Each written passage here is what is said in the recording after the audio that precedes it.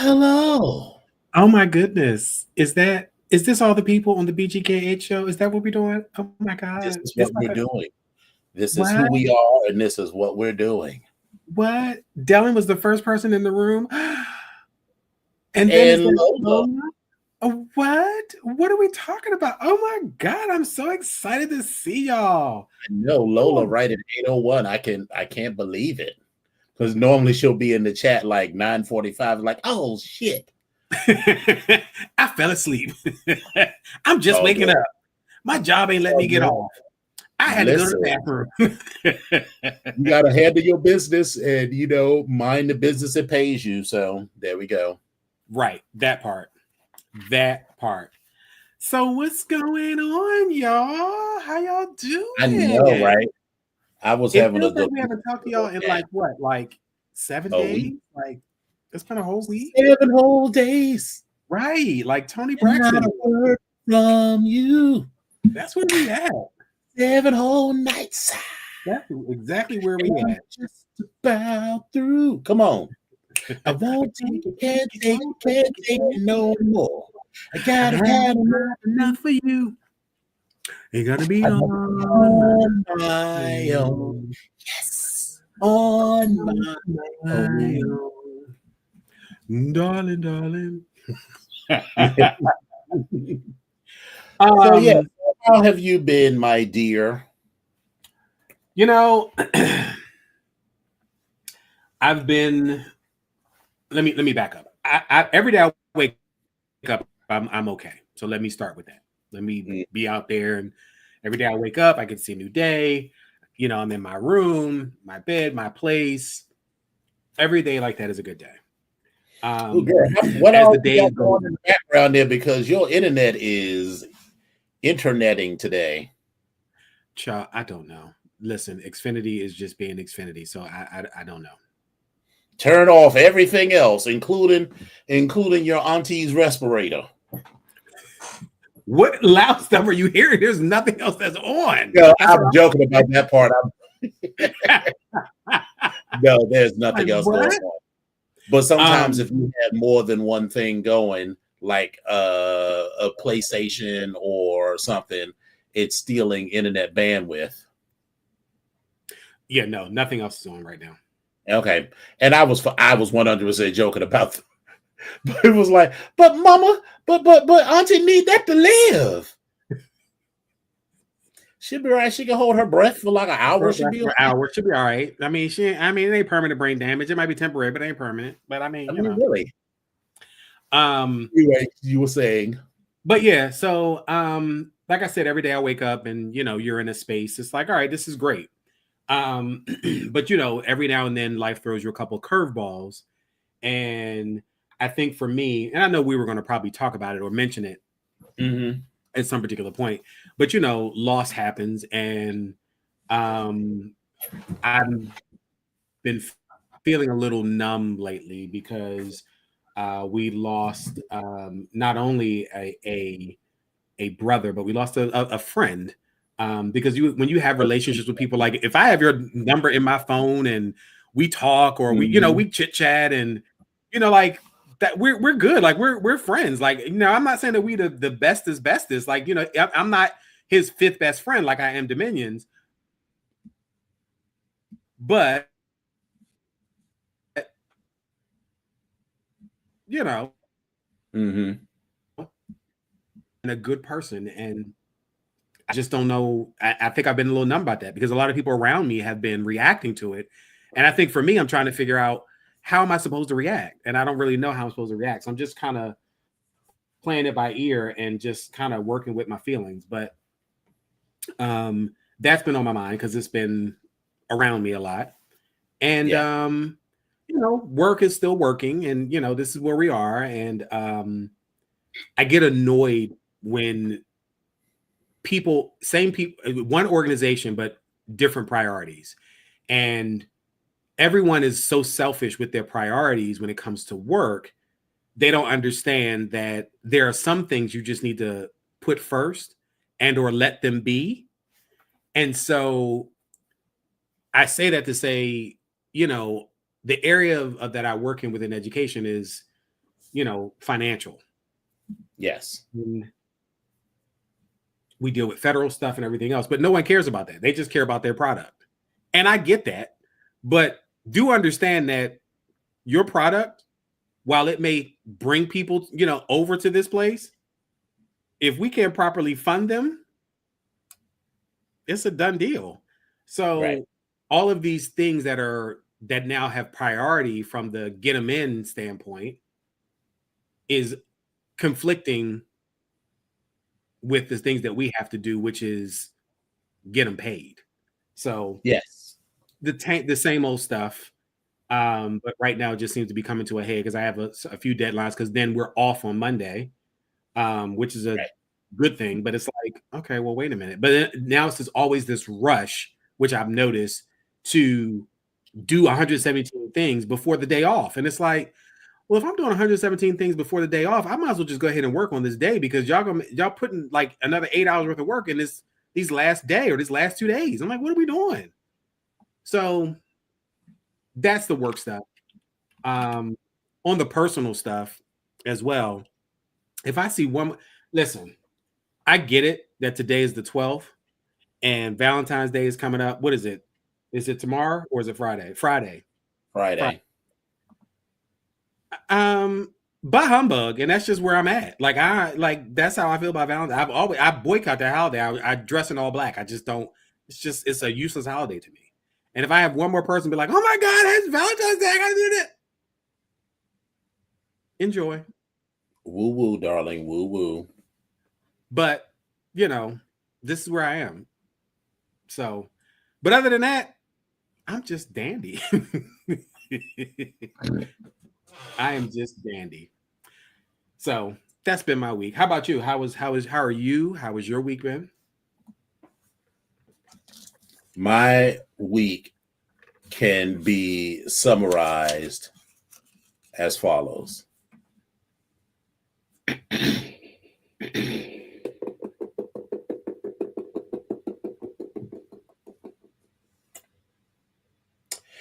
And I am telling you, I'm not going. Bing, bing, bing. I've been working hard at home for 3 years. Bing. I'm years ago. No way. Bing. No way. I'm going back to the office.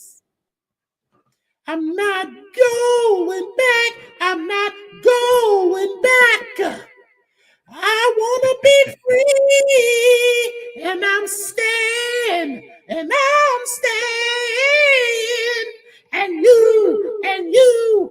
you can kiss my ass.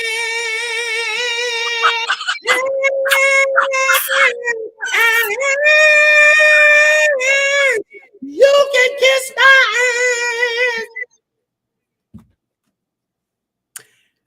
Is there a need for a second verse?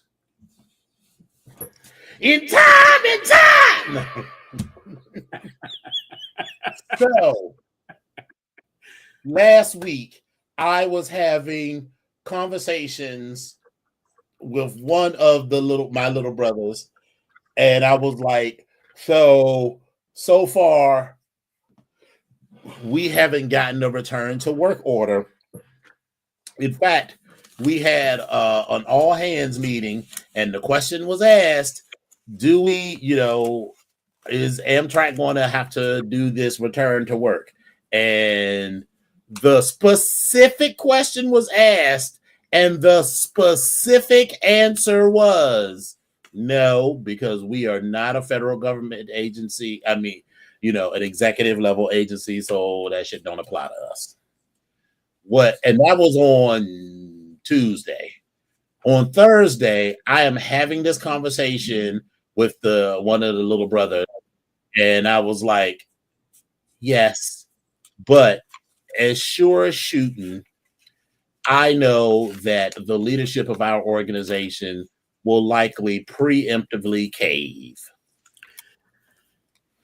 And damn it, if it wasn't 2 hours later, we got this message that we will be returning to the office 4 days a week starting March the 3rd. And that we were canceling all diversity, equity, and inclusion programs. And so it's not that you can't associate with one another, but they won't be supported directly by Amtrak. Like right now, I belong to the Black people group and the gay people group. There's also the women people group. There's the disabled people group. There's the Hispanic people group. There's the Asian people group. There is the military people group. And so that really was like, wow, So they didn't say we couldn't exist like some agencies are, but like the company is not going to like be supporting them. Like right now, there's everything is organized through an email address that the company gives you for your group, like blackpeoplegroup@amtrak.com. That's not the real name of it. They're called Employee Resources Group. I'm just giving it the colloquial name. But anyway, so we got all of these groups, right?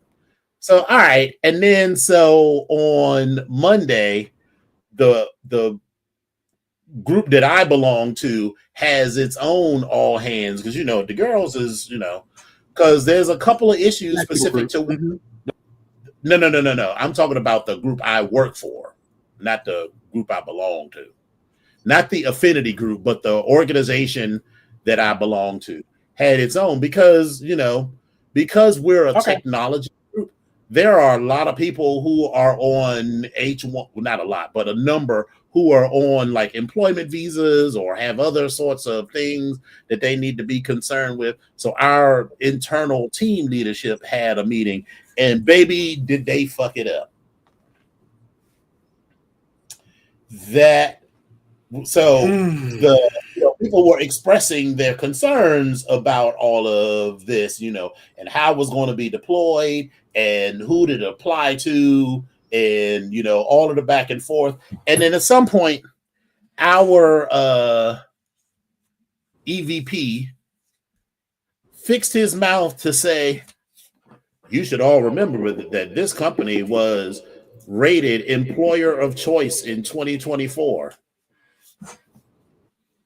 And here I am. You know how you be having there's a meeting going on, and you having a chat with your friends in the background. So I'm having a chat, and I was like, motherfucker, the reason that it was listed as employer of choice was because people were able to have a work-life balance by fucking working at home, and whatever their identity was, gay, Black, a woman, Hispanic, Asian, a veteran, disabled, was supported by the company.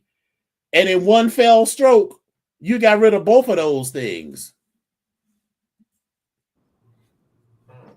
So there's a lot going on there. Now, listen, on one hand, for me, is it going to be the craziest thing to go back to the office? Well, so the one impact that it's going to have is that now I'm going to have to. So, like, let me look at when is my first meeting tomorrow. So, my first meeting tomorrow is at 9:30 a.m. So, my alarm will still go off at 8, but then I probably won't even get up or start moving around until like 9. If I got to be in the office, obviously that's going to impact that. But the one thing that it will do is that now I got to get into the office and I got to pay for parking and all this other shit. But my commute, even on the 2 days a week that we were already going, was only like 15, 20 minutes at most. Everybody that works for me, when they were hired as remote employees. Girl, what is going on with your internet? Now you are just a swirling thing. Are you there? Bueller? Bueller? Hello? Bueller? So anyway, so I'm gonna keep over my story. So anyway, are you still there? I am here. Can you hear me? We can hear you now, but for a while you was just a black screen with a little swirl. Anyway, so you dipped out on us on purpose? I don't know. No. Hyattsville internet. I don't know. Y'all got to work on that. But anyway, as I was saying, lots of people, not just people on my particular team that were hired over the past 3 years were hired as remote employees, meaning that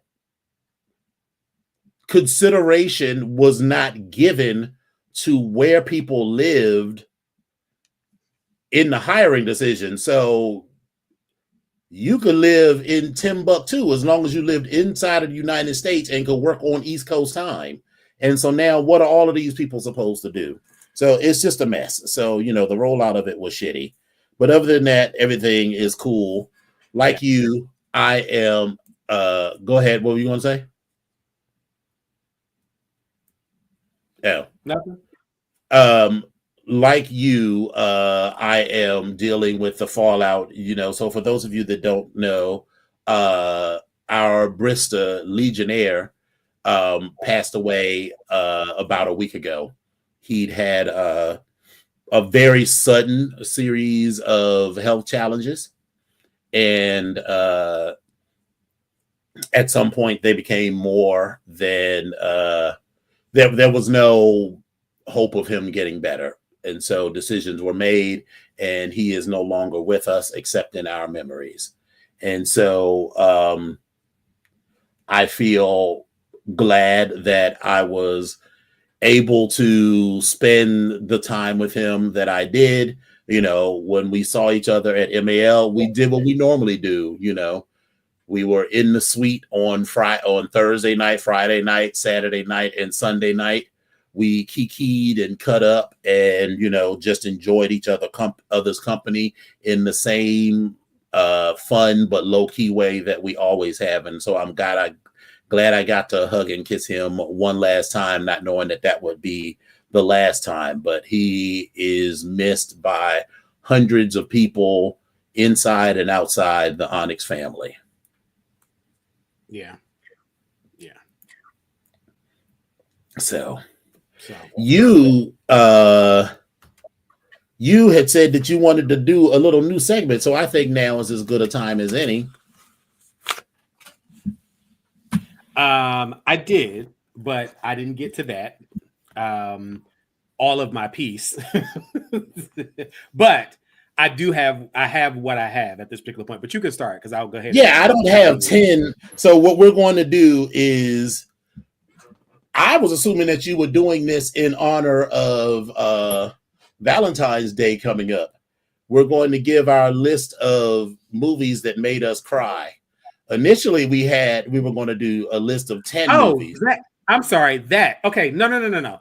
I'm thinking of something else. I'm thinking of the Black History Facts. Yes, that's the one. I was just going to make that up on the spot. So anyway, well, yeah, that's what I said. I wasn't finished with that, but I got the 10. Yeah, go ahead, but you can still start. So go ahead with your list of movies that made you cry. Go ahead, start on. I don't have 10, so Well, that's okay. You can still start with what you got. So the first movie that is Antoine Fisher. That's the movie about the black kid who was adopted, and now he goes in search of his birth family. And he was in the foster care system because he was sort of abandoned by his family, and he goes in search of his family. And then at the end, he finally finds his people. And that scene where he finds his people, and because this was all happened when he was so young that he sort of blocked it out and can't remember where his family is from. And so they do that. And then so he goes in and meets the family, and he meets all the cousins. And everybody like, hey, cuz, I'm good. But then he goes in and meets the elders of the family. And, the eldest elder, the matriarch, everybody's sort of talking it and chatting. And she does and raps on the table 3 times, and the hush falls over the group. And that whole scene of him, getting a chance to see his family always makes me tear up a little bit. So, because I am sentimental like that. I am, goddammit, I have emotions. We talked about this. My internet service must be, because listen, I will go ahead on record and say that I have moments where I'm just completely dead inside. But bitch, you were a little bit more dead than I am. So I mean, listen, dead is dead, but God damn it, I have emotions. I support you. I do, bitch. I support you. I support you and your deadness inside. I can cry when the moment calls for. I just don't think most moments call for it. Because the girls be broke up, and I'd be like, it's sad, but goddamn. You're like, pull yourself together, Blanche. So, of course, The Color Purple. Well, so the first couple of times, The Color Purple. Now, is there a specific scene? Is there a specific scene in The Color Purple? Because we might have two different scenes. Oh, the scene at the end when Nettie and Celie are reunited. Of course. Okay. All right. Okay. Yeah. And because that's on my list. Yeah. Another one is that there's this movie called Trick. And in this movie, that's with is it Patrick Ian? Patrick no, these are all white people. Patrick Stewart and no, that's Jeffrey. Okay, mixing up movies. Sorry. Okay. But Jeffrey is hilarious because at some point in the movie, so Patrick Stewart plays this homosexual. They're all homosexuals. And at one point, one of the girls was like got hit in the face with something, and the girl's like, "Oh my God, I can see!" And Patrick was like, "My dear, you were never blind." It was just hilarious. But no, so Trick stars I can't remember his first name, but he is Neve Campbell's brother. Neve Campbell is the heroine in the Scream series. And it's also the movie with Tori Amos, Tori Spelling, and Miss Coco Peru. She's say, "Gabriel, have you ever got cum in your eye? It burns." So this movie is about a guy who isn't nerdy per se, but he's kind of nerdish a little bit. And it's about him meeting and falling in love with a stripper over the course of the night. And so it's about finding true love because, obviously, just based on that description, you never think that would work out. But at the end, I don't want to give it away if you've never seen it, but at the end,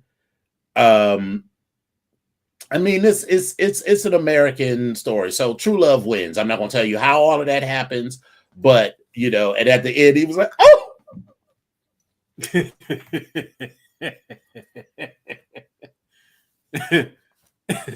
So another one that Titanic, I'm telling you. So when Titanic first came out, I did not see it, and I refuse to see it because I am contrary in that way. Like, or at least I used to be more so. If it's a movie that everybody loves, I'm probably not going to see it. And so when Titanic first came out in the theaters and, it made like $1 billion and everything, I never saw it, had no interest in it at all. But then when it got nominated for all of those Oscars, they brought it back to the theaters, like in the month or two before the Oscars and everything. And so I went to see it. And baby, unlike Trick, if you haven't seen Titanic at this point, you're never going to see it. But I was fine, whatever, everything that's happening in the movie until she jumped back on the ship to be with Jack. And I was like, oh!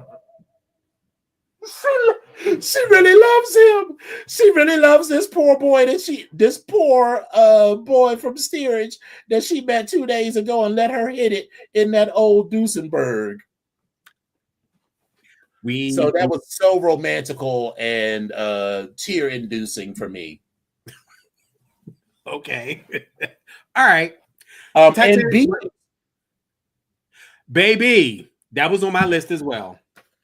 Yes, and so that's my top five, or at least the five that I can think of right now. I'm sure I can come up with more.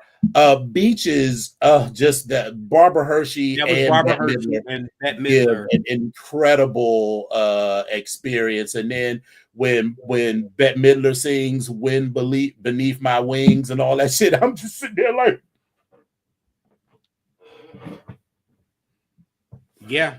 So yeah. So what are your lot. I have so I had The Color Purple. That was one of my movies as well. And for me, like you said, it's the last. It's specifically the part where they are seeing each other, and so I'm getting emotional thinking about this because we all know that our parents were kids at some particular point, and I've never got to see my mother as a kid, so I don't know how she was as a kid. But this one time at a Mother's Day dinner when she was with her best friend, I was literally sitting there watching them as if it was a movie, and instantly it kind of like glazed over and they became like little girls, and I was watching their interaction, and that was so emotional to me. And I was just like, and I took a picture of them in that moment. It's one of my favorite pictures of my mom and her best friend. So anyway, that's a whole nother story. Okay. But that part where Nettie comes back and Celie is seeing her and she starts running across the field because she's an old woman now. She can't run. So she's like, I lost it. I just absolutely lost it. So that's the thing for me. So that was, but that whole scene, but that's when it starts at that particular point. And then the way she cries out, Nettie! Yes. So, but that was on my list. Another one that's on my list that I have no idea why it touches me, but every fucking time I watch it, it just makes me just, I'm weeping. I don't know what it is, but it's A League of Their Own. I know this is Black History Month and all that good stuff. That is when they're older and everything, and they're looking back at the wall, and they start singing that song. And they're sisters, and I was just like, oh my God. I was like, because they come back to they got inducted into the Baseball Hall of Fame, and so they're kind of talking about stuff, and then they all show all the people who when they were younger versus when they're older, and some of those people were not there anymore, but they found them in pictures and stuff. So it was like very emotional. But that movie was a lot for me. Sparkle, the original Sparkle, and in particular when Sister is singing her song, and she's like, baby, listen, the way she sang that song, you knew what was happening. You knew she was listen. Between that and when the other sister decided she wanted to leave and go off to go to college or whatever, and so like again, that's another one of my movies that just a little teary eyed on. A recent one that I had to add in here was A Dog's Purpose. Listen, y'all, I talked about this, and I talked about this when I dropped my child off. But it was still a sad movie. Like, I can't watch it again. Like, it was so sad. I was just like, oh my God. Like, it was a lot. Because the dog was coming back, and then they was trying to get to this person, and it was good movie, but makes me cry. Cooley High. And it's only because of the soundtrack. But when I hear it, it's like, how do I? I'm like, oh damn. Right. When I'm watching the movie, I'm like, all right, that's another one of the movies for me that brings me to tears. Another one was Philadelphia, and specifically in Philadelphia, where because Denzel Washington is playing the lawyer and Tom Hanks is playing the patient, and when he is dancing with. When he's dancing with his partner, and Denzel is just watching them, like seeing the love between them. I'm out. The next one was The Help, and The Help for me was one Thanksgiving. I remember my mom wouldn't. I talk about my mom and how my mom wasn't a great cook. My grandmother was the cook of all cooks, as far as I'm concerned. I told y'all before, she could fry spit in the pan, I'll eat it. My mother was like, nuke it in the microwave and keep it moving, and that's all we got. But this one meal out of the year that she decided to cook was Thanksgiving. So she went all out with Thanksgiving. Like, she actually cooked. Like, it was. Well, it wasn't that she got her. She just didn't like to cook. Well, that might be true, but lots of the things that she cooked weren't as good as my grandmother's. Okay, gotcha. So that's all I'm saying. So while my mother's getting Thanksgiving dinner together, she puts out this white tablecloth on the table, on the dining room table, and I happen to look at the initials, and I'm like, these are not your initials. They're like ZYX or something like that, or ZWX or something. And I was like, whose initials is this? She's like, I was like, where'd you get this tablecloth from? Because it was a very nice tablecloth. She's like, it's my grandmother's. My grandmother gave it to me. My mother was, when I say my mother, this very modern woman, was so proud. She was like, my grandmother gave this to me. And I was like, okay, but it don't have her initials on her. Her initials were like MH. Like, what are you talking about? What is this WZK or Y or whatever it is? And she was like, this is the house that this is from the house that she used to clean houses from. And the man gave it to her and so on and so on. And I was just like, so when I got into The Help and I started watching the movie itself and how the between Viola Davis and Octavia Spencer, like, and there were some things that they got and they brought home, and like the woman that found the ring, and like all of that just kind of made me think about my mom in that instance. And so that movie just got me, it took me out. And then they arrested the woman, so it just took me out. Dreamgirls actually is another one that was sad for me, and it was the ending. I mean, I understand the sad parts, but I wouldn't necessarily think of that as a sad movie. But go ahead. Well, it was the ending, particularly with Effie and Curtis, when she went to go sing, and then he walked up towards the front. That was his child, right? And he was just like, but she was singing her face off. She was like, I don't give a damn what's going on. That's still my baby, and I'm going to sing. I'm here, got a job to do. I took care of all these years. And it was basically like that fuck you moment of like, see, your mama was in a group, and she is good, and she is talented. It's like that sort of thing. So I'm thinking about all that type of stuff. So I think that's what made it emotional for me. Yes.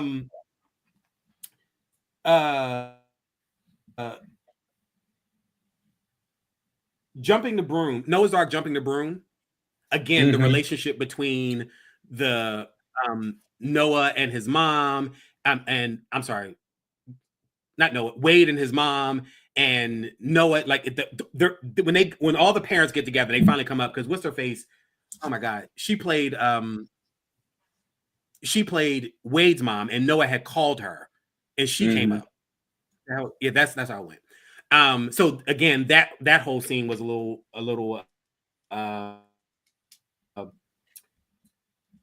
I went to see that with Sydney. A little much for me. Yeah, Steel Magnolias, and she and Sydney cried. Okay, he was crying throughout the whole fucking movie. But anyway, yes, Steel Magnolias, of course.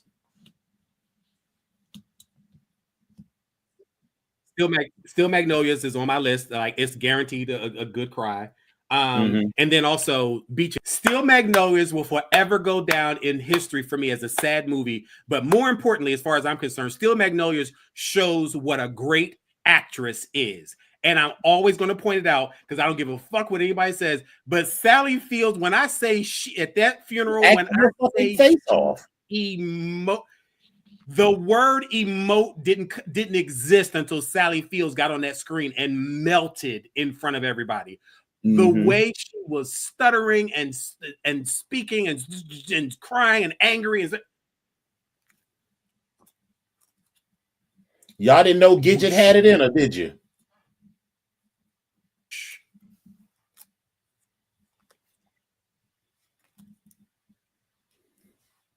What, baby. Ha! But those are my Beaches was on my list as well. But another alternate like I had was Steel Magnolias. But again, yeah. So there we go. Yes. And the one movie that's also on my list, I'm still here. We good. I think it's a delay. Yeah, you're delayed. I don't know. You have to talk to the internet people about that. So, but one last movie that is on my list is Life. That's the movie with Eddie Murphy and Martin Lawrence, where they were wrongfully convicted and spent their whole life in jail. That was just so fucking sad. I mean, the movie was a comedy, but for them, I mean, they basically spent their whole life in jail. From the time they were in their early 20s. And I feel like they finally got out when they escaped or something, but they were all like in their 90s or something. And, especially the scene where at some point they did like a montage and a time jump. And it was like all the people that they had been in jail with, you did this montage as so they were there as all of those people sort of died in prison. And it was all some racist shit that they were in jail anyway, which brings me to my shirt.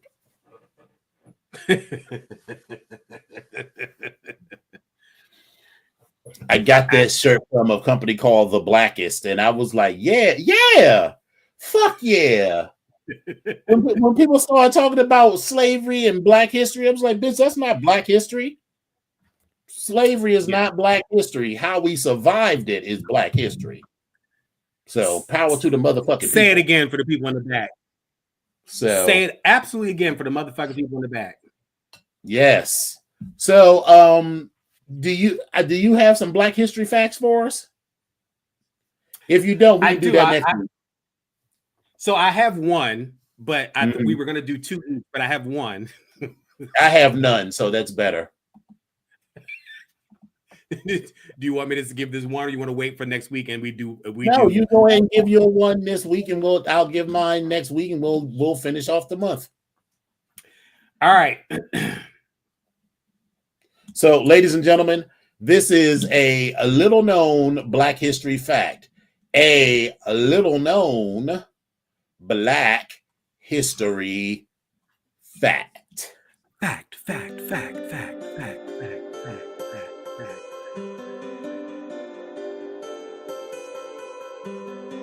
Cleophas Johnson, the first pimp in history to slap a hoe for not bringing him his money.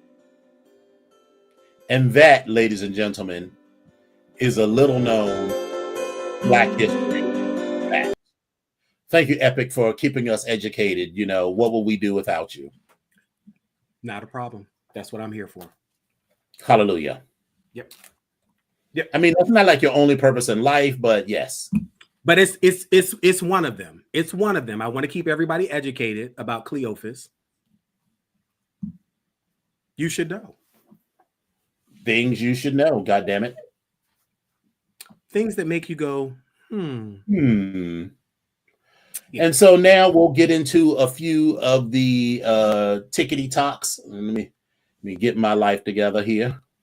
Baby, every time I look at a TikTok now or any other thing, I'll be like, why is this? This is my life. Like, why is this my life? Right.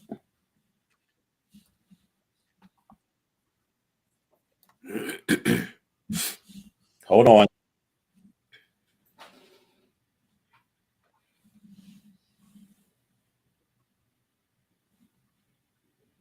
Don't ask me for advice. I still think punching bitches in the face is the right answer. Ha! And let the church say amen.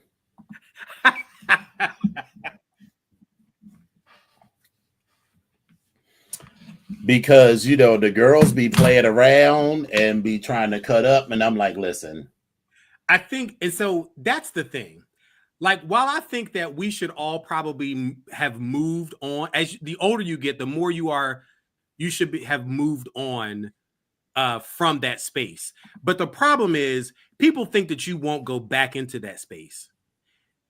And my issue is, if you pull me back into that space, right, bitch, I'm going all in. I just want you to know that.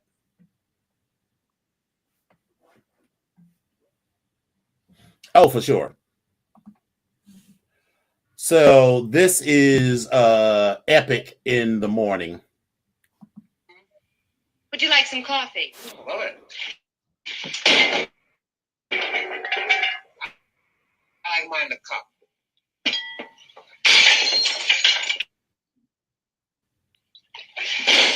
How about some sugar? Would you like some coffee? Would you coffee? Love it. I like mine in the cup. So I think that's an accurate portrayal. Oh, wait a minute. What's going on here? We're just having problems all around. Could you hear that? Did I hear what? Did you hear what was said? No, we're having problems all around. That's what I heard you say.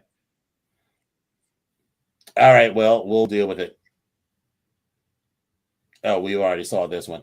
I'm moving on to the Instagrams, but I haven't posted it yet. Hold on.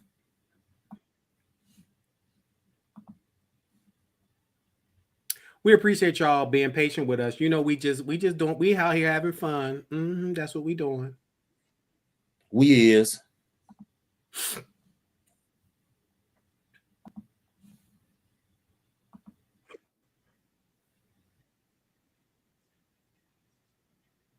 No sound.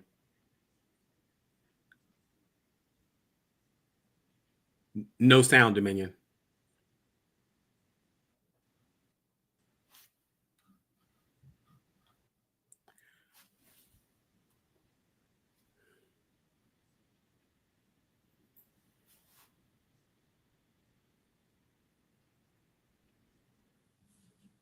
Did you hear me? We had no sound. Was the audio not there? Yeah, there was no audio.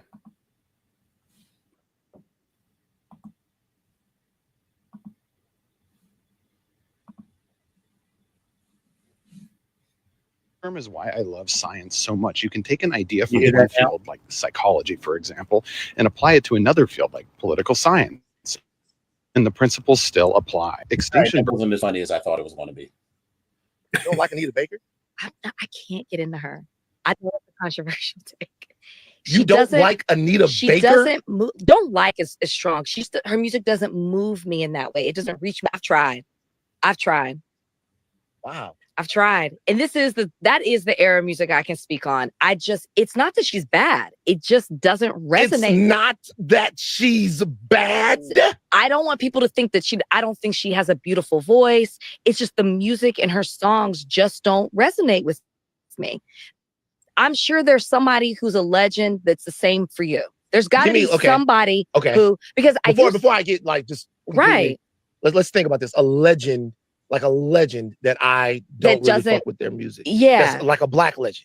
Yeah. It's black. Like, we ain't talking about like, I gotta think about it. But I would have to think. See, the thing about Anita Baker is this though. The music was so omnipresent. I get it. It's so omnipresent, like just throughout my entire life.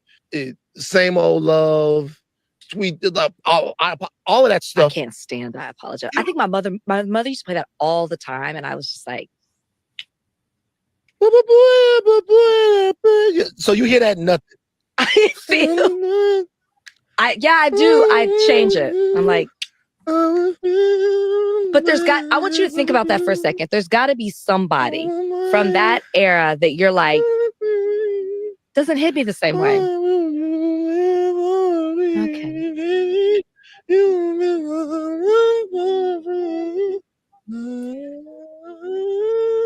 You don't like Caught Up in a Rapture?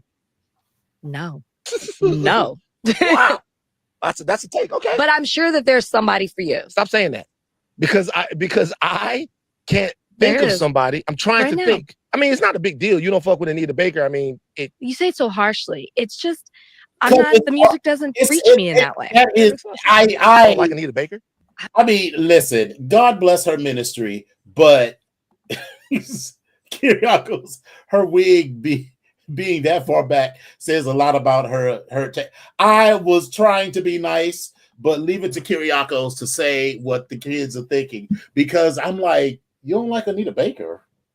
First of all, I don't like Anita Baker's attitude now, but Anita Baker in the 80s and 90s, that whole Sweet Love album is a banger from beginning to end. baby, Anita Baker from the 80s up until about 2010. Let's start with that. From 80s up until like the early 2000s, like up until like maybe like 2010-ish. Listen, all gold. Now, everything after that, not so much. Maybe even like 2005. But after that, girl. And listen, we are making a big thing about it. It really is not. You are entitled to like anything, because I don't know. I can't think of a music artist that I didn't really. So I was thinking about that because I was trying to figure out like who. I was like, she had a valid point. I'll give her that, a valid point about some old school legend that you just don't see it for, or their music just doesn't do anything for it. But the thing is, I like music, so there's, even if I don't like the artist, there's stuff about the artist or about the music and the sound that I may like. Like, contrary to popular belief, I was not a big Jacksons fan. Like the Jacksons or the Jacksons, like the Jackson 5, they had stuff that was, but the Jacksons, as they got older or whatever. Oh yeah, other than Heartbreak Hotel, I didn't really fuck with. And the funny part about that is that, yes, that is technically on the Jacksons album, but everybody thinks of that as a Michael Jackson song. So yeah, I will tell you somebody now that I'm giving it a little bit of thought. I never really, and still don't, if I'm being very honest, I never really got into Dionne Warwick. I know that she's a fucking legend, and there's like her music is omnipresent just like that. And you think about so many songs that you like are remade, not just stuff that Luther made, but a lot of other stuff that people made is remakes of Dionne Warwick sound. But I just never really cared for her voice. But then as I'm older now and listened to her voice before she really started smoking cigarettes all the time. She was chewing on the Marlboros. Right. And so, yeah, so I never really got into Dionne Warwick like that. Yeah, I agree with you on that. But the thing is, because people were saying like, oh, Dionne was that girl. And I was like, was she? Because I never really paid attention to her. But when I go back and listen to her, go back and you do the research, Dionne Warwick was that bitch.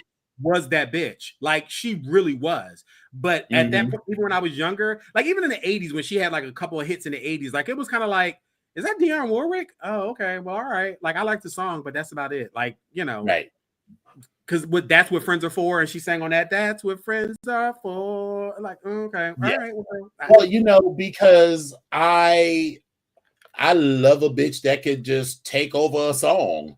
That's, you know, I love a Patty. I love an Aretha. I love a black lady hollering. Listen, and frankly,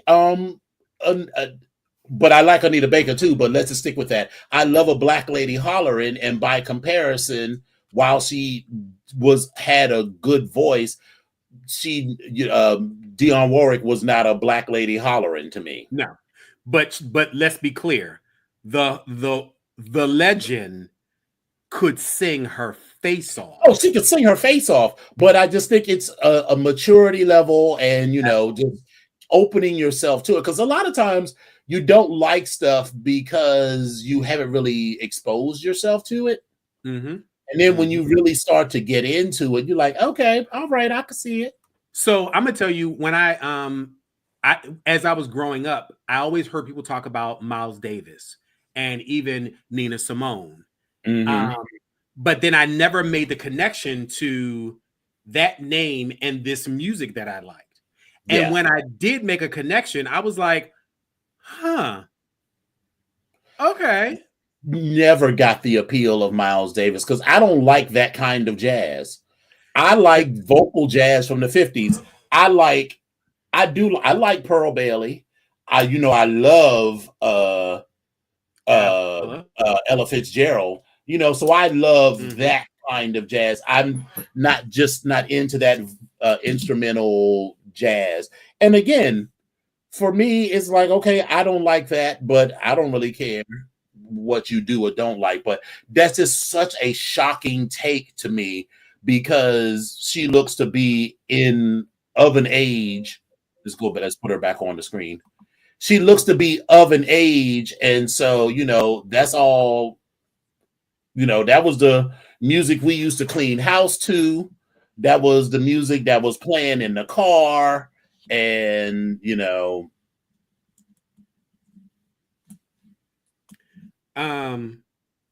was Jaquan the rugged child?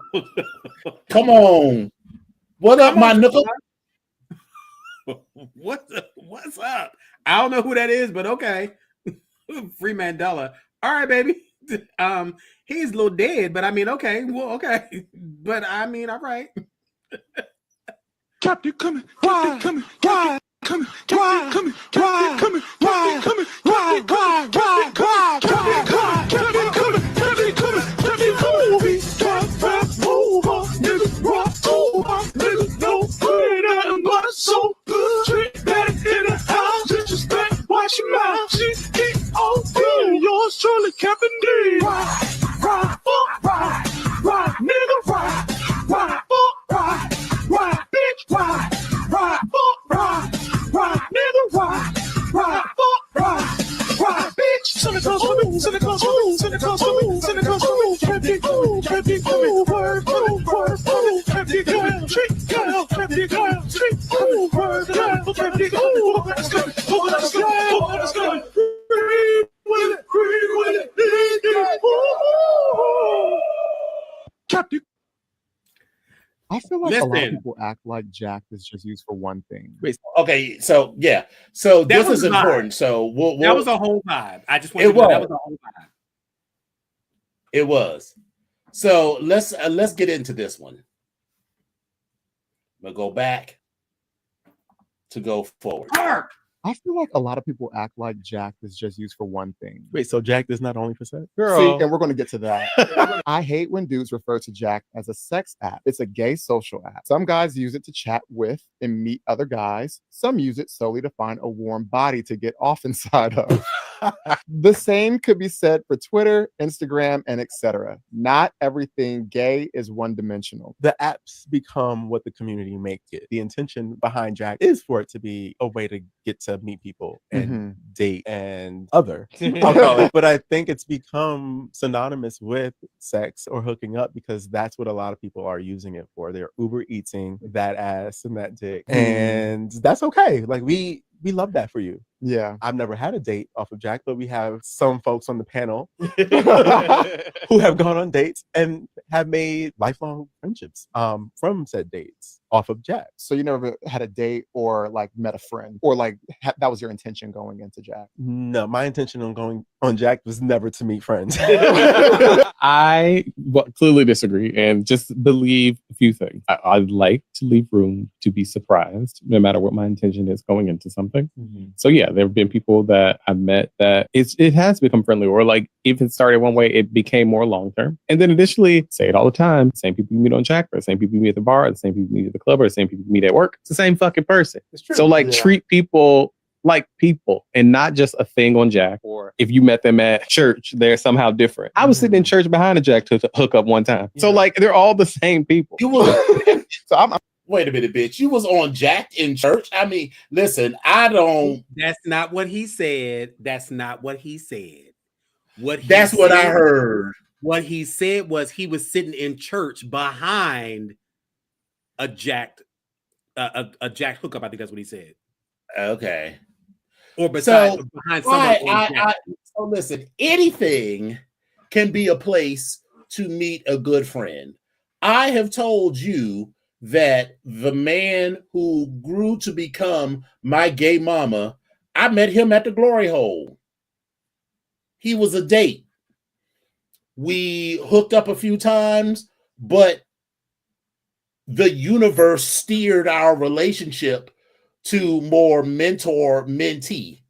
So you could theoretically find your best friend, your gay mama, your good Judy anywhere. But just because I found my gay mama at a sex club doesn't mean it's not a sex club. Right. I agree with you. But so I never heard that story, but that's okay. I thought I had, but yeah, me and Sydney. No, that's good. That's back in the day. There's a large percentage, because if you want to keep it cute, back in the day, the Glory Hole really was. It was a sex club, it really was the spot where you would go to. Would you go with the intention of probably getting your dick wet? Sometimes you was just like, girl, this is where everybody's hanging out. No, I was going in to get my dick wet. That's all. Inside, but I'm talking about outside. But either way, but outside too, because outside was always cute. Because when you parked over on that other street where all the cars were parked, in between the cars, there was always some action going on. But I mean, that's what I heard. That's what you heard, right? But I mean, so yeah, you could find whatever, wherever, but that doesn't change the basic nature. And to say that Jack'd is a social app, yes, things are what you make it. And he said you could say the same thing about Twitter and Instagram, whatever. And I'm like, are some people also hooking up based on Instagram meets? But that's not the kind of information that's being put out on that. That is not how it's being positioned. So for them to say Jack'd is a social app. So I don't know. I'm not mad if people use it for that, but yeah, I think again, it is people make it into other things. And I think that it probably did get put together as a social app. But here's the thing about the kids. We will find, if that's what we are after, and that's what we are hooking up on in LinkedIn. So yeah, you will find it. You will find it at the bookstore. You'll find it at the grocery store. You'll find it at the police station. You'll find it at the park. You'll find it in the woods. You will find it wherever you find it. So, like that. Listen, right? That's what just was going to happen. You'll find it inside the club. You'll find it outside the club. You'll find it on the corner. You'll find it in a park. I found it literally walking in the circles. One circle over there off of Constitution Avenue, and I was just like, "What the fuck is going on?" I was like, "Oh, bitch, this is okay. All right, I see what we got." Did you find it on a two-way street? Listen, and then I lost it on a lonely highway. But all I'm saying is, I agree with it. It is, it's what you make of it, and I feel it. The majority of people that I've had in my life that I consider friends, the majority of them, not saying all of them, we just kind of hit it off as friends all the time. Like, and so I kind of knew that. Like, okay, well, cool. Now, there are some where it kind of blurred the line for a little bit, and it was kind of like, for like a hot second, it's like, okay, all right, cool, whatever. But yeah, whatever. That's still cool because you try to say that Maximus tried to get inside them sugar walls. Absolutely not. Absolutely not. I am just picturing what that approach looked like. The approach would have been fine, but it would have been my response. Bitch! Like, how dare you? Like, real hard. Like, it's a comedy movie. You'd be like, no. Like, but right. But again, some of the people that I've had in my life for the longest of times have the relationship started off one way and then ended up another way. Because I've had people that I've been friends with, and then it all of a sudden became something sexual. So I mean, it's happened. Like if it's gonna happen, it's gonna happen. Like you just said, the universe is just gonna steer you in whatever direction that's gonna be in. So it is what it is. Right. And I will say all of that to be like, listen, you can be open, like the one dude said, to whatever connection, wherever you find it. But girl, I would advise you not to go on Jack or Grindr or Scruff or any of these apps looking to socialize.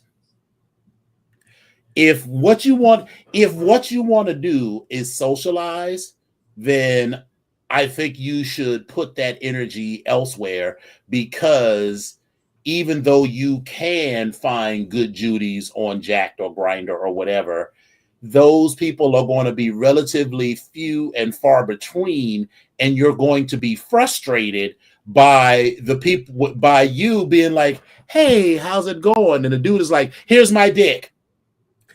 Yeah. So you're going to be frustrated if that's what you're looking for.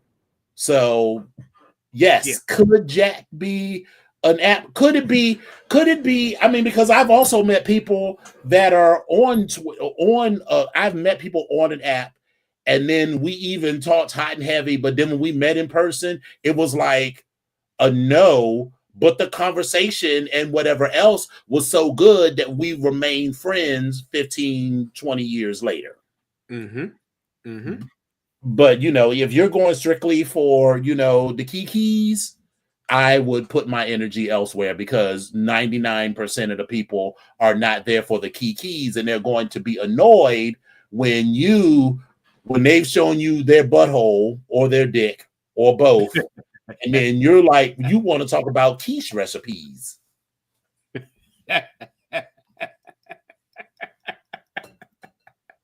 So I'm just saying. I mean, her explanation for why she wanted the money to put it in the bag. She's not getting any money because Sabrina is not going to pay her. They're good friends. It's only publicity, and it's bad publicity for Hall and all the rest, because I'm declared as one of the uglier people of the world. And next time she should drop her outfit off at the cleaners before she wears it on stage. I gotta stop right there, because you know how when you try to read and your girlfriend that don't know how to read is there, you be like, bitch, could you just shut the fuck up, please? Like, I got this, bitch. There's a point. There's a method to my madness, and bitch, I got this. I don't need, bitch, if I need you, bitch, I'll tap you in, bitch. You'll know I tap you in. Right, and next time she should take her outfit to the cleaner before she wears it on stage. I know Crystal LaBeija was like, bitch, girl, that's all you got? Like, that's all you got, girl? I know she didn't say anything then, but when they was riding the train back home, she was like, girl, your reading style sucks, just to be clear. From now on, just let me do the talking. Just let me do all the reading, honey. Listen, just stand there and look pretty for what pretty is right now, but just stay, just don't do nothing. And that's why I wanted to show that clip, just for that. And also because this is Black History Month, and Crystal LaBeija, mother of the house of, not just mother, but founder of the house of LaBeija, and the sort of founder of the entire ballroom scene. Not necessarily, but yes, a major house, yes. Okay. Because the balls were still happening, but she just happened to be one of the first houses. Okay. Yeah. You're one of those people who are like, I'm not getting in an airplane anytime soon. I'd rather get in my car and just drive there, and you're Black, baby, you need an app that's going to take care of you and keep you safe while you're driving. Check this out. So there actually is one, and it is on Google Maps. You just have to download the Green Book Global app to access it, which I'll show you in a second. But just like how you can avoid hazards or tolls on the road, you can avoid cities that are not Black friendly or even sundown towns using the app. Look at the Green Book Global app from iOS or Android. After installing, answer a few questions. You'll land on the homepage icon in the bottom right to access the Driving While Black road trip planner. You'll be presented with the map showing various Black friendly scores for cities across the country. So again, red signals bad or potentially a sundown town. Yellow means average, and green indicates good. So let's say you're planning a road trip from Atlanta to Houston, and you're checking on the route to see what cities may be marked as red. As you're looking, you discover that Vidor, Texas is actually on your route, and it's a sundown town. What do you do? Well, on our tool, you can actually avoid cities. So just go to the list view, scroll down, and find Vidor, Texas, and select Avoid City. Our tool will then rewrite you around Vidor to Houston. After that, select Directions and the button Open in Google Maps. Once you update your starting point, you can follow the updated route to take you around Vidor on your way to Houston. You're one of those people who are like, I'm not getting. I just saw this today, and I was like, oh, okay. So I mean, this this frightens me and it saddens me at the same time, because the Green Book literally was an actual thing that was, it was an actual publication that we had, and it literally was making sure that we were okay going across the country, just in different cities, and telling you, you know, where it was safe for us to go as Black folks. But it is sad that in 2025 that we are back here and the information or the content is still the same. It's just how it's delivered. It's electronic now, and it's just it's very disheartening right now. It's just very yeah. So I mean, I might check it out. I generally don't do a lot of driving, so I would almost never have to drive from, in this case, Atlanta to Houston, but you know. Hey, Chris Tucker, what's going on, boo? And Kiriako says, "Oh, everybody knows not to stop in Vidor on the way from Houston to New Orleans." I've never heard of Vidor. Yeah, I was about to say, I know now. Now I know. So I guess I won't be stopped. But listen, let's be clear. In this, I was driving from the DMV to Pittsburgh, and you know, it's usually, you know, 270 to 70 and then 76 or whatever. But there's that split where you get onto 70. And for whatever reason, I think Desmond and I were in the car. We were just talking shit. For whatever reason, I missed the split. So I wound up going on the other route. As I'm riding, nothing looked familiar, because I did this drive. I've done this drive like several times. And then I'm realizing that we only got a half a tank of gas, because whatever reason, I'm just like, oh, okay, well, all right, whatever. So I was like, let me stop and get some gas. So I pulled over. Literally, it was like a whole movie scene where it was like the one gas station down the little hill with the dirt road and like 2 pumps on one side and 2 pumps on the other side, and that's it. And it was a small little store. And so as I'm pulling into the gas station, I'm noticing that the pickup trucks that are driving by us, that people are kind of like staring at us. And then I'm also noticing when I got to the pump that it wasn't even a pump where I could put my card in. I had to go inside and I got to give them cash or whatever. And then I was thinking, well, damn, do I have enough cash to get enough gas? Because I was like, okay, well, what? Then I just started paying attention to the people as they were walking in and out the door, the 1 or 2 people that was walking, but it was this staring contest. And then the thing that sealed it for me was one of the trucks that I saw that went by turned back around and was driving back past us again. So here I am in parent mode. I was like, Desmond, get your ass back in this car. We getting the fuck up out of here, bitch. I don't give a fuck what we got. We got to have a tank of gas, bitch. Let's go. He was like, well, what the girl, just get in the car. Come on, let's go. That's why my spidey senses was tingling. I didn't know what the fuck was. I was like, I just got to go. You better listen to that shit. Yeah, like we were like an hour. We added like an extra hour onto our trip because that's how long of a drive I took before I got there. I was like, bitch, you're not gonna read about me on the news. No. And was I afraid of something happening, or like as far as, you know, would we be able to fight it? No, yeah, we would be able to fight, but I mean, I'm not gonna fight a whole motherfucking town. Like, bitch, right? You might be able to fight 2 or 3 dudes, but if all of them pickup trucks stop and turn around, it's a wrap for you. But that ain't gonna work for me. Like, what the fuck? Like, oh no, I'm out. I'm good. And it's getting dark too. Oh no, I'm out. That's why, you know, whenever I do need to stop to get gas, I'll be like, is this a Wawa or a Sunoco or something? I don't stop at them little bitches where it's like Ma and Pa gas. I don't want to do I mean, not that you couldn't be attacked at the Wawa, but you know, it's more likely that at a place like that, if the shit looks shady, you just put your credit card in, get your gas, and go. You don't have to interact with anybody. Listen, when I realized I couldn't even use that pump, use that credit card, I said, baby, something ain't right. I was like, okay, well, all right. Well, okay. I'm out. Right. Something really horrible happened today, and it's the first time it's happened in my career. Wendy Williams is locked in a room in an assisted living facility in New York. That's her. The only way I could interview her was to have a camera in the street, because we can't get a camera in. She can't really have any visitors. She cannot go outside. She's been out twice in the last 30 days. She has no internet. She, and I think rightly, says she feels like a prisoner. Are you allowed to go out? No. In the last 30 days, I went out twice. She is in a guardianship. And I got to tell you, Lauren, if you saw the Lifetime documentary on her, when she was deep into alcohol a couple of years ago. It made sense to have a guardianship. Wendy is sober now. She is fine. I have spoken with her for hours and hours, as have many others. And everybody comes up with the same conclusion. She's back to the old Wendy. Yet, she's not only in a guardianship, it's a guardianship that has essentially locked her up and thrown away the key. She has been diagnosed with something called frontotemporal dementia. That's what Bruce Willis has. That condition never gets better. It only gets worse. There is a similar diagnosis called alcohol-induced dementia. That can get better. Wendy is an alcoholic, and she was deep into alcohol. But the fact is, when you look at her 2 years ago, she's gotten better.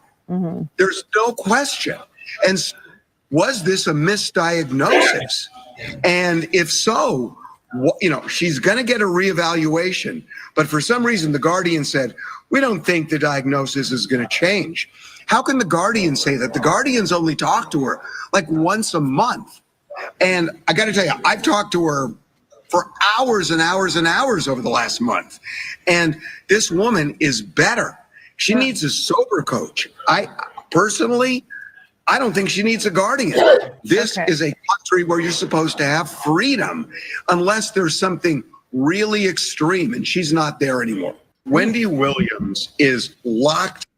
Thank you to Best Friend for pointing this out to us, because I hadn't really this is a new documentary apparently, according to that TMZ is doing. So, and with my sister's health condition and some other things that I've seen and been aware of, you need to be aware of these things, because there is frankly money to be made off of people who are in these conditions. That's what happened to Britney Spears. Did Britney Spears have some conditions? Yes. Did she need someone to help her out? At least for a while? Probably. But they were using her, and she only recently got out from under that. And, Wendy doesn't have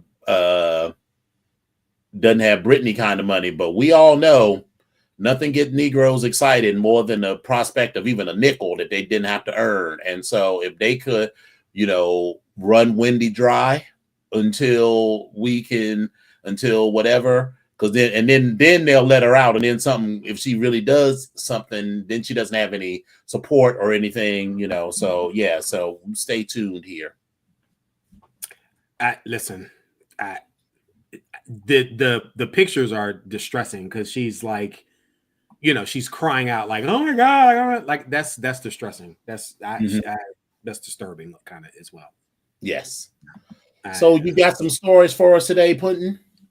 Listen, yes, I do have some stories for us. First of all, I just want to say congratulations to the Philadelphia Eagles for winning the Super Bowl. This is their second Super Bowl that they won.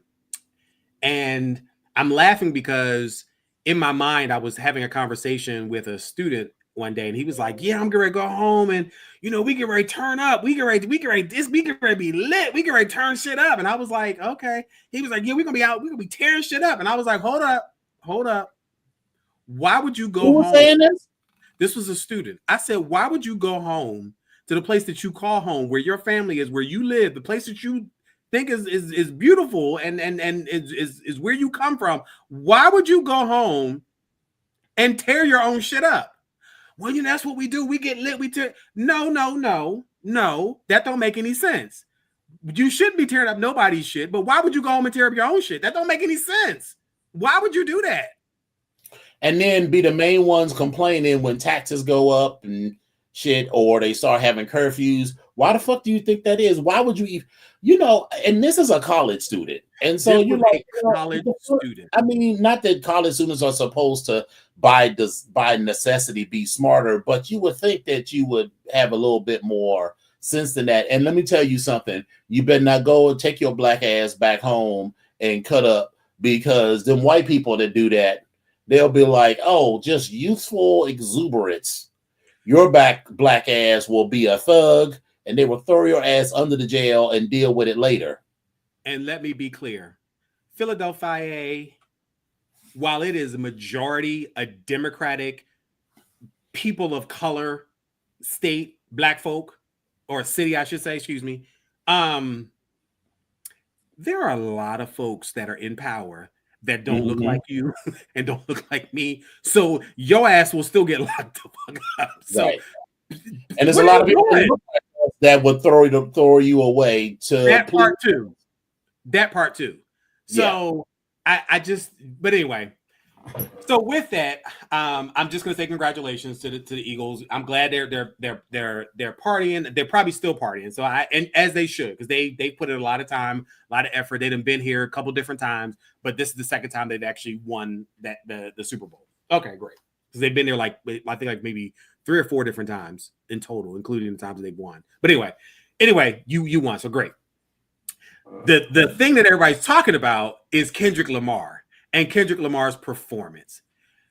Baby, if you have not seen this performance and you have not looked at the halftime show, you're doing yourself a disservice. But I'm going to say to you, if you watch this halftime show, you need to look at it in the context in which, because there's a lot of double entendres and meetings and just messages within everything.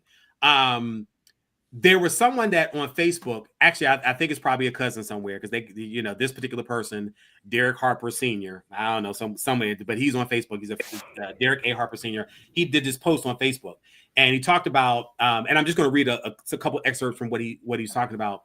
But he was saying how one of the biggest revolutions in Super Bowl history happened on stage, which he's talking about the Sunday night or last Sunday night when. And folks were screaming it's boring or trash because it went over their head. And he's talking about the things that people didn't see. He says that, then again, the message is blacks have always been here to entertain. They, in parentheses, who are not like us, so they aren't bored. They rather have Wayne up there high, who has backed Drake, the system, in parentheses, to push the agenda.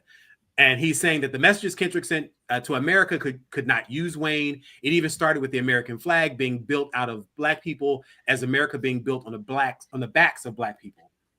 He also says, before he mentioned how being cool in our culture has always been stolen, no matter how many people try to steal it, they not like us. Talking about or referring to Kendrick's song. He goes on to say that this was not about white people. It was about the people who control the media and labels who create divide.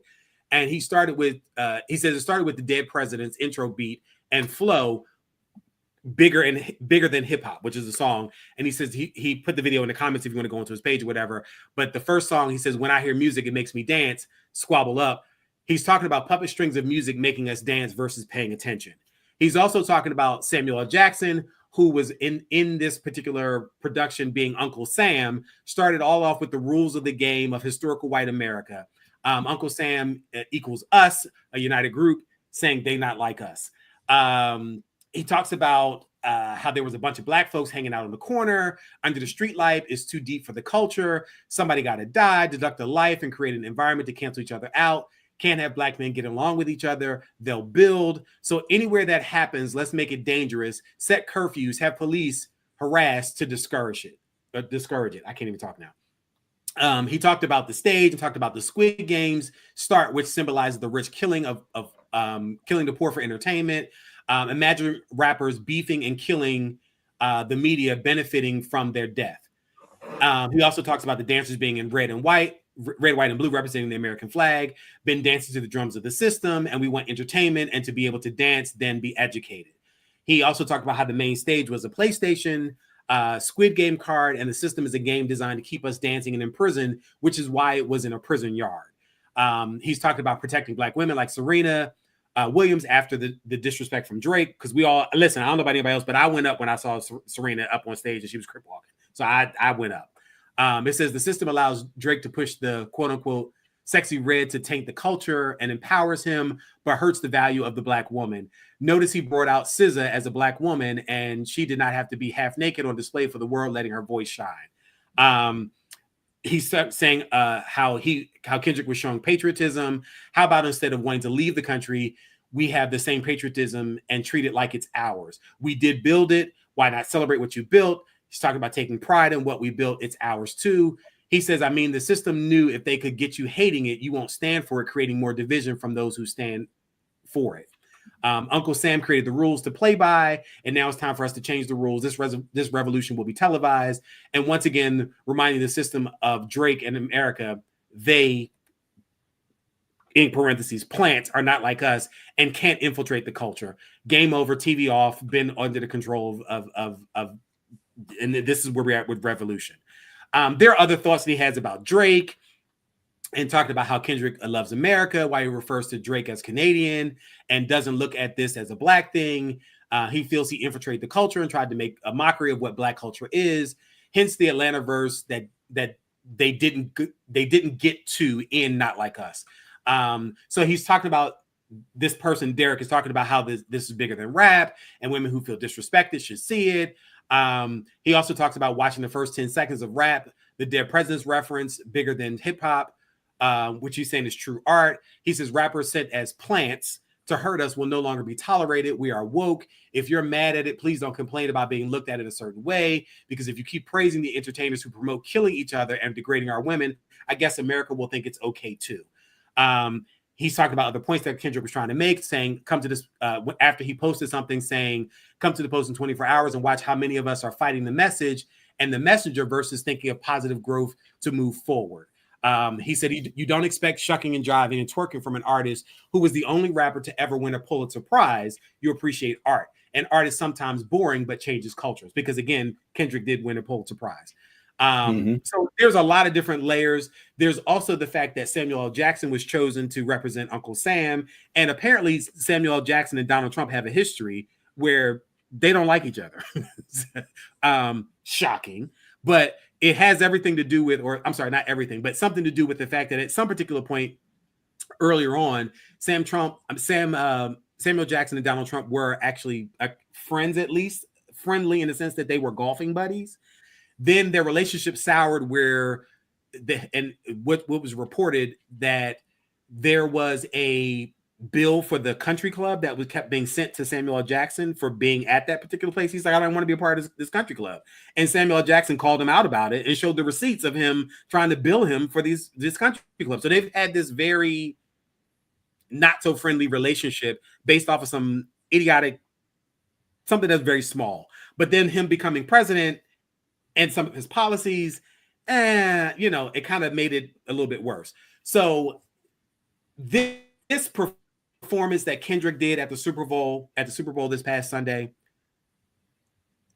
it was amazing. There were so many other levels. There were people that actually, I read somewhere else where they were talking about at one point where they showed the stage because the dancers were dressed in white, red, white, and blue. And someone said that there was an overhead shot of the stadium where the dancers were. And if you looked at all the people that were in white and looked at this board as if it was Braille, the white would symbolize something flat, but the red and the blue spelled out the word Compton. So it's like there's so many different levels to this whole thing. And if you have not had a chance to look at or see the performance, you definitely got to look at it, because I think people are going to be talking about this performance for years to come, because it was so loaded with so much stuff. And I think that the more you look at it, you'll probably notice more and more. And there are probably some things that, like I said, that will still come up later on. Obviously, some stuff that I didn't get at that particular point, but when I went back to look at it, I see how people talked about something. It's been a rocky road for him. But the one thing I will say about Kendrick is, baby, you look good in them jeans, because your thighs were thighin'. I will say that. I'm gonna just go ahead and say it. That's all I'm gonna say. But baby, you did that. I'm gonna have to watch this again because I feel like I'm still gonna peel back some other layers. But again, Kendrick Lamar, you put your thing down at this Super Bowl. That's all I got to say. All right. Next up, we're gonna talk about, there's some R. Kelly news. There's a federal R. Kelly's racketeering and sex trafficking convictions, along with a 30-year prison sentence, were upheld Wednesday by a federal appeals court that concluded that the singer exploited his fame for over a quarter century to sexually abuse girls and young women. The Second U.S. Circuit Court of Appeals in Manhattan ruled that Wednesday after hearing arguments last March. The Grammy-winning multi-platinum singing R&B songwriter was convicted in 2021 in Brooklyn federal court of multiple charges, including racketeering and sex trafficking. His attorney, Jennifer Bongine, representing R. Kelly, said in a statement that she believed the Supreme Court will agree to hear an appeal. She called the second court ruling unprecedented, saying it gives prosecutors limitless discretion to apply the racketeering law to situations absurdly remote from the statute's intent. Whether that's true or not, don't know. But again, R. Kelly's still in jail and he's still got this 30-year prison sentence that he's facing. So that's where we are. Lately, for those of you that are iPhone users or Apple products, you may have noticed a change. Apple renames the Gulf of Mexico as the Gulf of America on maps. This is done after the Trump administration updated the U.S. database for geographic names to reflect the president's order renaming the body of water. Now, the U.S. Geographic Names Information System officially updated the name to Gulf of America late Sunday, according to the Associated Press. Google Maps and Bing Maps have also renamed the Gulf in response. The name of the body of water in Google Maps will depend on where a user is located. U.S. users will see Gulf of America, while users in Mexico will still see Gulf of Mexico. Those outside the U.S. and Mexico will see both names written as Gulf of Mexico and in parentheses, Gulf of America. Microsoft, which owns Bing Maps, said in a statement that it was updating its systems to reflect the new nomenclature in accordance with established product policies. They said, we are committed to providing users with accurate and up-to-date information. Now, Trump signed the executive order renaming the Gulf on his first day in the office and directed the Department of Interior to take all necessary steps to make the change official. The Associated Press, which provides regularly updated style guidance to news organizations and journalists, has said it will refer to the Gulf of Mexico, quote, by its original name while acknowledging the new name Trump has chosen. The AP said the White House told the outlet Tuesday that it would be barred from an event in the Oval Office if it, quote unquote, did not align its editorial standards with Trump's executive order. One of its reporters was later prevented from attending an executive order signing. Talk about the petty, but okay. This is where we are. Here's some good news. Or some news to celebrate. Famous birthdays over the past week. Actor Robert Wagner is 95. Tina Louise from Gilligan's Island is 91. Roberta Flack turns 88. Ted Koppel is 85. Sergio Mendes, who's a musician, is 84. Actor Nick Nolte turns 84. Singer Carole King turns 83, along with Robert Klein. Actor Joe Pesci turns 82. Alice Walker, and we just talked about The Color Purple, is 81. Mia Farrow is 80, along with Maud Adams from Octopussy, that movie with James Bond. Actor Brooke Adams is 76. Singer Michael McDonald from the Doobie Brothers is 73. Mary Steenburgen, the actress, is 72. Actor Joanna Kearns is 72. Actor Charles Shaughnessy from The Nanny is 70. Author John Grisham is 70. TV host Arsenio Hall turns 69. Good Morning America co-host George Stephanopoulos is 64. Singer Sheryl Crow turns 63. Actor John Michael Higgins turns 62, along with Travis Tritt. Actress Laura Dern turns 58. Josh Brolin turns 57. Singer China Phillips, Wilson Phillips, is 57. Jennifer Aniston turned 56. Bassist Jim Cregan of Bare Naked Ladies is 55. Keyboardist Carrie Lewis of Mint Condition is 54. Seth Green, the actor, turns 51. Along with D'Angelo, the singer, and also actress Elizabeth Banks. Also who had a birthday this past week, singer Brandy Norwood turns 46. Jesse Spencer from House is 46. Rapper Gucci Mane is 45. Actress Christina Ricci turns 45, as well as Matthew Lawrence from Boy Meets World is 45.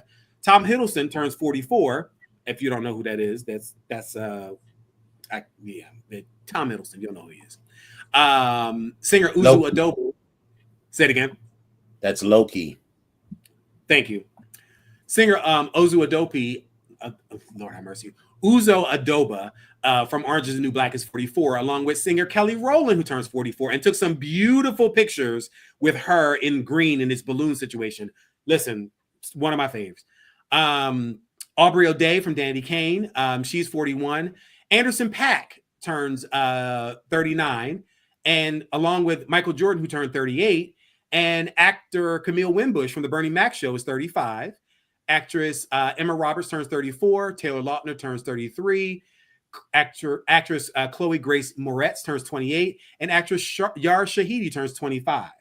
Other popular historical birthdays this past week: Sidney Sheldon, who was a novelist; Eva Gabor, actress; Leslie Nielsen, an actor; Burt Reynolds, an actor; Jimmy Durante, a comedian; Mark Spitz, a U.S. Olympian who's actually still living, in 75; Greg Norman, PGA pro, 70; William Henry Harrison, the 9th president of the United States; Jules Verne, an author; James Dean, the actor; and Gary Coleman, the actor, all would have celebrated birthdays this past week.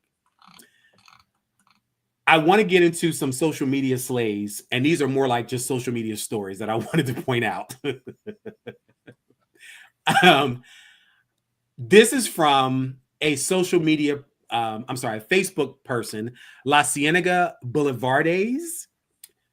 That's their name that they're using. So they wrote, "Woo, child, imagine going 50-50 on rent with your husband just to find out his mama owns the apartment. So you've really just been paying his quote unquote family business this whole time. And not only that, he's allegedly been out there playing both sides of the field. Yeah, keeping it on the down low."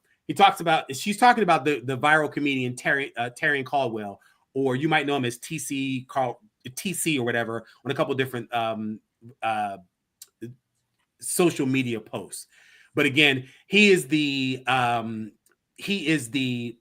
comedian that is known for cosplaying like the Black Mamas from like the 90s or from the 80s or whatever. And you might have seen him, and he does this little shaking hand thing, like, ooh, like he's that comedian. I've never heard of him, but sure. You've seen, so if I show you a picture of him, there's a picture in here. But so again, this was reported. He says, so boom, when me and TC got, this is on his page from his ex-wife. That's apparently was posting this. His other name on social media was TCILL Kill Ya, TC I'll Kill Ya, whatever. That's what his other name was. But anyway, so she says, so boom, when me and TC got married, we agreed to split everything 50-50, bills, groceries, even rent.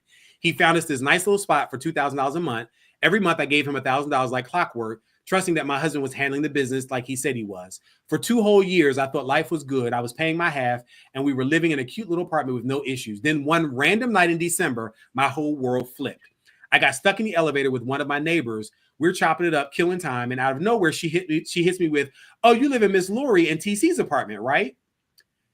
Miss Lori, as in TC's mama. So she said, I hit her with a polite, huh? Because surely I misheard her, but sis kept talking like she ain't just dropped a nuclear bomb on my life. She's smiling real casual like, yeah, TC's mom owns that place. She bought it years ago, rented out for a while, but then TC moved in with his ex, and now you guys. She says, excuse me? When I tell you my soul left my body, I realized right then and there I wasn't paying rent. I was paying them. For 2 years, I handed over $1,000 a month to my husband and his mama like I was a tenant in their family business. That's $24,000 going straight into their pockets. I barely made it back into the apartment before I started seeing red, but I didn't snap right away. No, I decided to play it smart.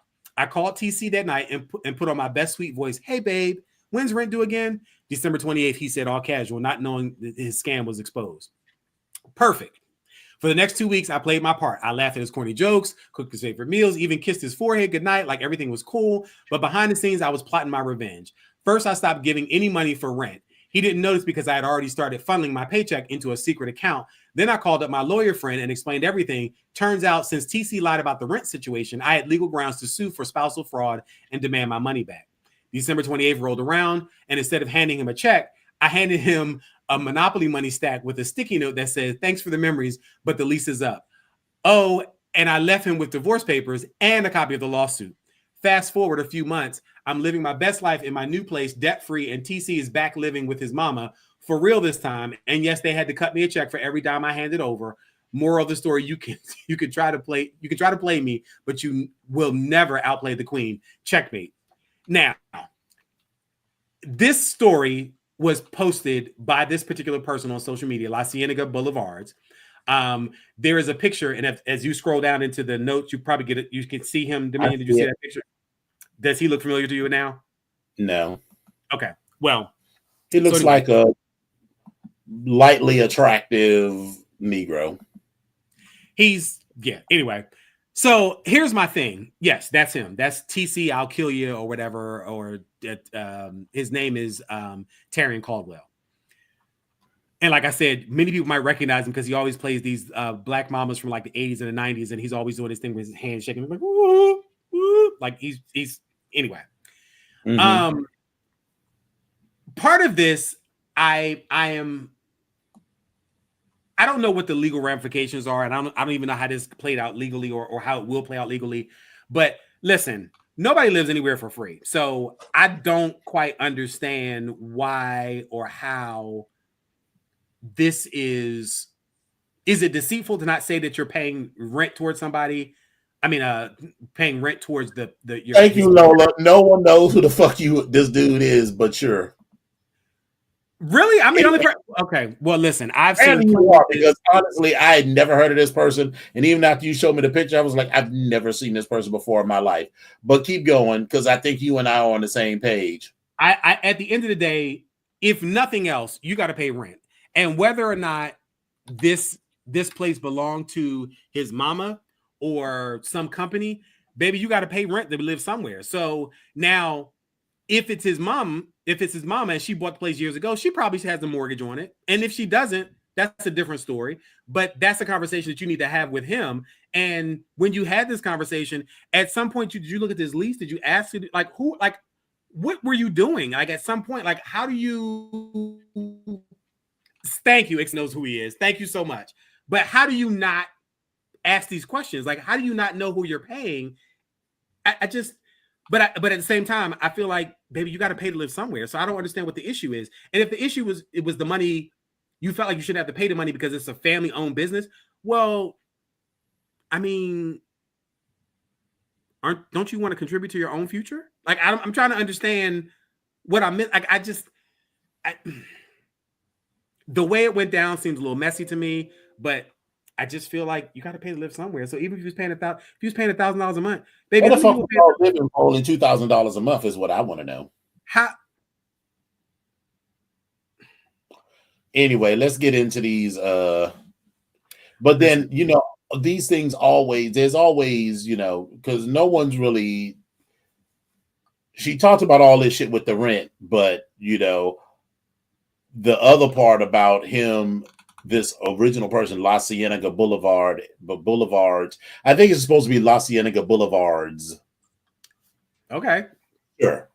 But apparently playing the field down low, but that's not what that post talks about anyway. It just talks about the whatever. And my hackles are always up about that when people, because this is all gossip. And I honestly don't care about none of it. I don't know who this person is. I don't know who she is. I don't know who La Cienega Boulevards is. I don't care about none of it. It's their business. So listen, but again, I've only brought this up because he is a social media person or for sure. So, but we got time to kill. That too. So I'm gonna jump into this news of the weird. So listen, in Seminole County, Florida, Alan Davis, 69, is famous for all the wrong reasons. This was reported by Click Orlando. Davis's unsightly property has been the bane of his neighbor's existence for 25 years, and this year he celebrates the anniversary of his first county code violation. He's added another element: a 6-foot-tall fiberglass representation of a human butt. Also in his yard, stacks of scrap metal, steel drums, rusted appliances, tarps, junk vehicles, towering weeds. He calls the yard a political protest against the county government. I piled it up intentionally to aggravate them. As of mid-January, Davis owed the county $5.4 million in fines, with more accruing every day. He says, I'm not going to pay it. I do what I want on my property. Twice, the county has paid to haul away thousands of pounds of junk, but Davis just starts collecting again. He says freedom has a look, and this is what it looks like. Baby, I can't live next door to that because I feel like what you have going on is going to attract roaches and rodents and everything else. And I get it together. And a 6-foot representation of a butt, while there's a part of me that's kind of like, okay, but there's other part of me that's like, baby, I don't want to see this every day, not outside my house. That's not what I want to do. But okay. Next story. There was some things got heated at a Wingstop restaurant in Port Luce, Florida. I'm not sure if it's Luce or Lucy, Florida. Port St. Lucie. Port St. Lucie. Okay. On January 28th. This is as reported by the Smoking Gun. So Carnell Irene, 19, who worked at the location, told police that 2 customers, one a minor, became loud and disruptive, and one of them pushed a container of straws off the counter. Irene responded by throwing ranch dressing at them before she went to the kitchen and returned with a bucket of hot grease, which she also threw at the victims. She was charged with aggravated battery and aggravated child abuse, both felonies. How the fuck do you go from knocking over straws and ranch dressing to hot grease? Anyway, but these kids be coming into these restaurants and talking crazy because ain't nobody ever told them that you can't talk like that. So that scar, that burn on your face is going to be your memory to watch your mouth for the rest of your fucking life. Dominion Onyx. Grease thrower. I said what the fuck I said. So this next story is on February 3rd. Gloria Amasor of Lagos, Nigeria, was traveling through Nairobi on her way to Manchester, England, when things went a little sideways. Amasor had planned a stopover in Paris, but as she checked in, Kenya Airways staff informed her that she didn't have the correct visa to enter France. They offered an alternative route straight to England, but Amasor wasn't having it. She flew into a check-in rage, during which she argued with gate attendants and threw 3 used sanitary napkins at them. Then she says, "You will provide me a sanitary towel," she screamed. "I will speak with the Minister of Finance in Nigeria. You will see." An attendant shouted back, "Call the president of Nigeria. You will not fly on the Kenya Airways." Then someone from Kenya Airways said, "We strongly condemn such conduct. Our employees deserve to work in a safe and dignified environment." Amasor was deported back to Nigeria. Baby, you have thrown at me a used sanitary napkin? No, baby, put your hand down. I got this. Do you know how I would have lost my job that day? Do you know how I would have probably walked out of that place in that orange jumpsuit with them little silver bracelets? Because I would have beat the brakes off of this bitch. Are you fucking kidding me? That is absolutely one of the most disgusting things that you can do. You might as well have thrown shit on me. That is I'm sorry, there's a question in the background. What? So did she just have the used sanitary napkins on her person? Baby, I don't deal with sanitary napkins, but all the women that I know that use sanitary napkins, at some point, they would dispose of them where they were using the bathroom. Maybe some places don't have places to put them into. I don't know. And maybe she had to carry them. But I'm also saying that if she's from Nigeria, some African, this on the continent of Africa, I understand that sanitary napkins may not necessarily be readily available and that people will use different sorts of things. Well, one would think that if she knows the Minister of Finance in Nigeria, that she could afford sanitary napkins. Either way, my point is, I'm 100% with you. I would have whooped her ass. But I'm just like, where did she produce these used sanitary napkins from? And baby, and listen, here's the thing. Please don't let it hit me in the face. Don't let it touch me at all. I don't. No, I'm right there with you. But please, right, Laura. I mean, Lola. She could have just ripped one off and thrown it at them, but it was 3 of them. So now they did not say she said that it was said that they were used sanitary napkins. I don't see the reason why a woman would have her used sanitary napkins that still has stuff in it on her person. I only brought that up to say possibly maybe there wasn't a trash can, maybe there was something. I don't know. I don't know. And don't really. I mean, it's a point of curiosity, but the point is that you threw one or more, at least one used sanitary napkin at me, which is a wrap. You will never fly on this airline again. She really should be banned, but that's my opinion. But okay. Mm-hmm. So here's where we are. Sign of the times. Pennsylvania State Police are working to track down the perpetrator of a crime that's no yoke or joke. The Associated Press reported that on February 1st, 100,000 eggs were stolen from the back of a trailer in Antrim Township, and no leads have come in. The state trooper said, "In my career, I've never heard of 100,000 eggs being stolen." But then egg prices have rarely been so high, and they're hoping that somebody knows something. Yeah, I'm hoping that somebody knows something too. Because listen, can you give me some of them eggs down here, please? Because I need to. Because like, I don't need 100,000. I just need like a couple dozen. But the cost of eggs is crazy. The cost of eggs, the cost of bacon, the cost of baby. Listen. And this last story that I got here, the Harvard Crimson reported in February on the 6th that a man has repeatedly paraded through the Comstock Hall dormitory on campus wearing nothing from the waist down. Students have seen him entering bathrooms and wandering around the floors. A resident said the half-naked streaker did not appear to be a resident. She urged students to keep their room doors closed and locked. And it is said that the entire staff is totally doing their best to get to the bottom of this, make sure it stops, and make sure they're all safe. Listen, the bottom of it. That's where we are. I see what you did there, buddy. That's all the news that I got for this week. But yeah, I'm repulsed at the used sanitary napkin because I swear I tries to keep in the front of my mind that I should never put my hands on anyone. And in particular, I try not to do that with women because I just remember having family members that have just been, but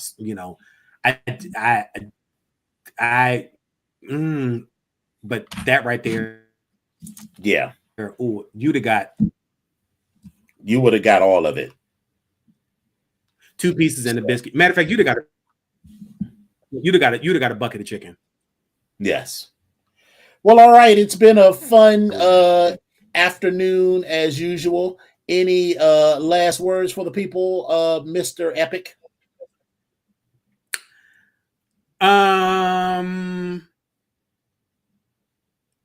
Nope. See y'all next week. All righty then. The same here. It's been fun as always. We will see you all next week with more Black history facts, and we're going to keep it black and blackly black because I'm black, y'all, and I'm black, y'all, and I'm biggity black, and I'm black, y'all, and I'm black, y'all, and I'm black, y'all, and I'm biggity black and like black, y'all. And 3, 2, 1.